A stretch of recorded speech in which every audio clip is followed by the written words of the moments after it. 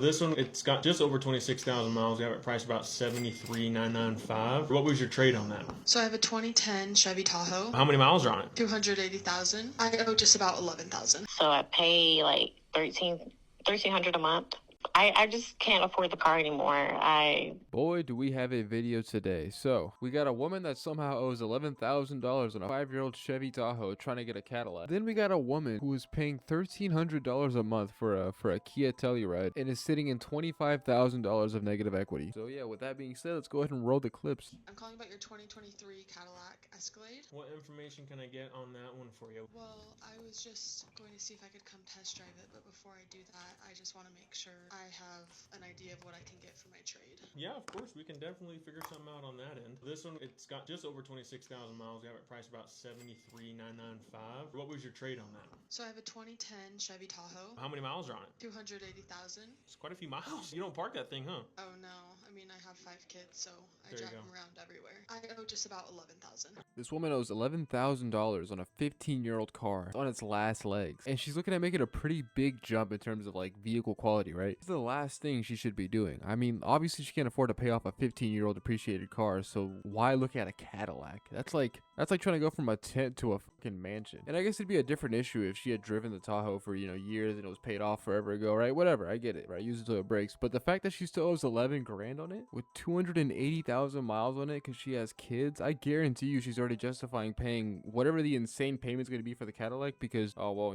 she's going to drive, so she might as well enjoy it. Which is true to an extent, but not to the point where it'll financially ruin you. Chevy Tahoe with 280,000 miles? Yeah. Are you going to be able to give me like a rough estimate of my trade-in value? All right, let me see here. Honestly, from what I'm seeing, there's ones with less miles being posted for about 6 to 7 grand. So where I would be on trade-in on something like this would probably be about 2,000. 2,000? Yeah. Wow.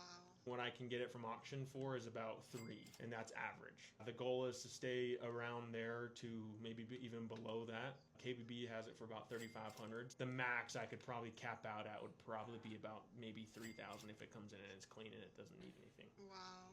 Okay. So how does that work with me owing 11,000 and you giving me 2,000? I can print up a write-up for you, but you'll probably end up rolling negative equity into your next loan. You were planning on financing this next one, correct? Yeah. Sorry, what exactly does that mean? My husband usually is the one who does this. Pretty much means we make the payoff for the entire amount, but what we give you, let's say you owe 10 just to keep the numbers even, and your vehicle's worth 2, that means you would roll 8,000 into your next loan, so it would raise your payment up by however much that is. Okay. Is it still possible to keep my payment around the same? On the Cadillac? Yeah. What is your current payment? I believe it's around 530. On this one, we're looking at a $74,000 vehicle. If I'm being conservative, even if I say like 5 grand, you'd be financing 78, 79 after tax, title, and fees and everything. So your payment would probably be $1,300, $1,400 bucks, something like that, depending on what the interest rate is. That's a lot more than what I was expecting. If I pay off my vehicle, would that make a difference with the payment? Yeah, it would make a significant difference, but unless you put a hefty chunk down, you'd still be financing close to 70 grand. So on something like this, you can still expect like a 12, maybe $1,100 payment. Okay. Is that not what you were thinking? No, I thought I'd be able to stay around 500 a month. Oh, I'll be 100% honest. I'm not going to tell you or promise you I can get you a $500 payment on something like this. I genuinely cannot. Okay, I'll talk to my husband. Thank you. Okay, if you have anything else, feel free to give me a call. She said her husband usually like handles this. Ma'am, your husband's a moron. I don't care how bad your credit is. I don't see how you can reasonably get yourself into a payment that high on a 15-year-old car. On top of that, she has no idea what any of this stuff means. And yet she's somehow the one calling the dealership here trying to get a $74,000 vehicle. This kind of reminds me of when kids are playing pretend and then one of them says, "I'll take 1 alcohol, please," when they're like pretending to be in like a restaurant or like a little fake bar. Because they really don't know how, like, I guess naturally they wouldn't know how ordering alcohol works. They're kids. If she doesn't know anything, why is she the one calling? This is like a car salesman's wet dream, bro. People like this treat their car debt like a monthly subscription. All right, as long as the payment like fits what they want to pay, they don't really care what the total is, which is very apparent given how she was very, very stuck on the payment. That's all she knew she wanted was a $500 a month payment. I mean, they don't concern themselves with the interest rates, the cost of the loan, how much the car depreciates, all that, I think necessary information you should know when you buy a car. It's just a recipe for disaster. I am calling on your 2021 Kia Telluride that you're trying to trade in for our 2018 Toyota Highlander Limited. I have some notes here from Sandra. Not a good looking deal, but tell me what you got. The Kia has about 47,000 miles on it right now. Bought it for around 39,000. I don't know if you remember the Mini Cooper I was trying to trade in. I remember. Long time no speak. So Yeah. you got approved. That's crazy. Yeah, I did 12,000 to roll it over actually. And then I added warranty to the car too. So Just a mere 12,000, right? It's just 12,000, a light, 12K into an already expensive vehicle, but that doesn't matter because at the end of the day, all that matters is the monthly payment, right? I know it's crazy. I know. I added warranty and out the door, it almost ended up being like 60K. But my mom, she was able to co-sign for me with like 15% interest. So I pay like $1,300 a month. I just can't afford the car anymore. I broke up with my man and I need something cheaper. And I saw the 2018 Toyota Highlander. And I mean, since our last conversation, I've been seeing you on TikTok and I learned so much from you. And I really just wanted to call again to see if we could work together because, yeah, I need to find something cheaper.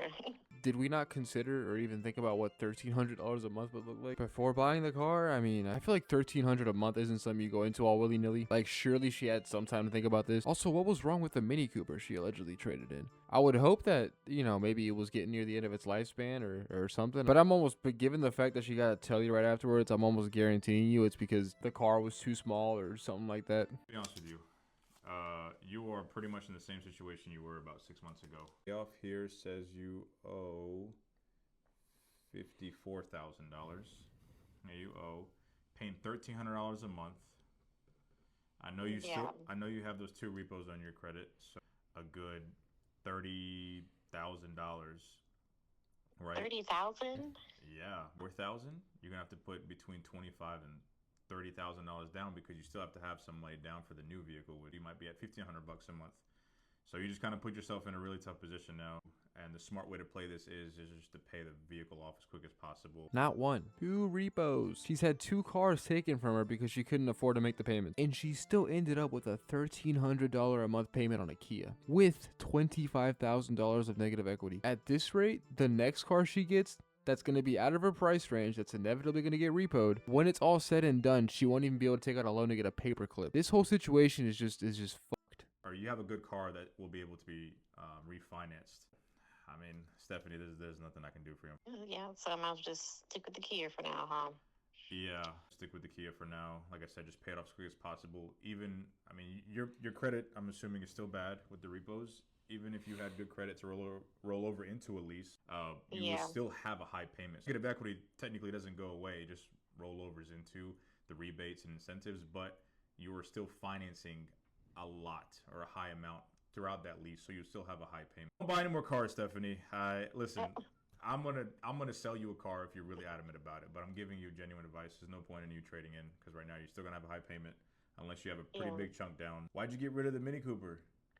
I really wanted some fancy features, and I needed a bigger car. Well, fancy features, bigger car came with a bigger price tag and a bigger payment. What did I say? Did I not say that earlier? Literally no objectively good reason to get rid of the Cooper besides wanting a dopamine hit. Unless she's hauling stuff or she has a massive family, which are things that I'm sure would have been at play before she bought the Mini Cooper. Either way, she got rid of a car that she would have had a lot better, of an experience paying off for a dopamine hit. This woman needs to stop buying cars, get a bus pass, and call it a day. I have a 2022 Kia K5 GT line with 22,700 miles. I bought for $34,000. I pay $634.98 a month. My interest rate is 11.49%, and my car insurance is $155 a month. I made a bad financial decision based off of needing a car for my work. My credit is a 630. I tried refinancing with Navy Fed, but they denied me. Trading it in if possible, or should I lease? I've been denied before, but I'm not giving up. What should I do? So this person needed a car for work. I'm assuming it's to commute to and from work because not many jobs would specifically require a Kia K5. So I'm guessing he just needed a new car to get to work. And he went for something that was a little too expensive. Pretty credit score, and Navy Fed denied you. It's probably because of the loan to value is just way out there, meaning that the car is worth 20, you owe 32. You got to put down a negative equity or that difference. Go to a credit union, establish a relationship, and see if they can approve you. A 630 isn't bad, it isn't good, but it's passable. I've seen people pay up to $500 for a Kia a month.